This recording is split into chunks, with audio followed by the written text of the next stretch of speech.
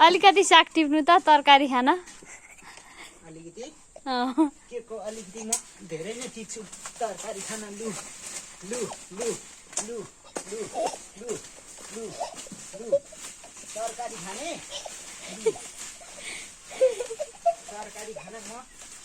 अलिकति होइन धेरै नै टिप्छु साग लु खाऊ लु लु जहिले साग तरकारीमा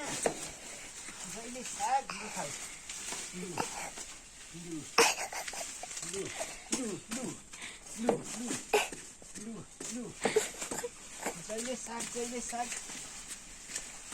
लु खाऊ अझै अलिकति टिप्नु अझै लु लु लु कति टिप्नु अझै टिप्नु जहिले तरकारीमा साग कहिलेकाहीँ त मासु पनि पकाउनु नि कहिलेकाहीँ त जहिले साग कहाँ रहेको छ चाहिँ सबैमा जहिले साग जहिले साग जहिले साग जहिले साग साह्रै मिठो लाग्छ मलाई जहिले साग त्यसैले गर्दा यो सागलाई चाहिँ मैले बुढो भयो उखेलेर गुन्द्रुक हालेर अब यहाँ चाहिँ नयाँ साग रोप्ने प्लानमा यो भिडियो बनाएको हो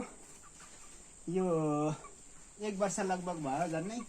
खाएको खाइ फलेको फलै गर्छ कहिले फुल्नेवाला छैन एकदम राम्रो सागको बिउ छ अब यसलाई स्वाटै मल हालेर यहाँ नयाँ बिरुवा हामी सारिन्छ ल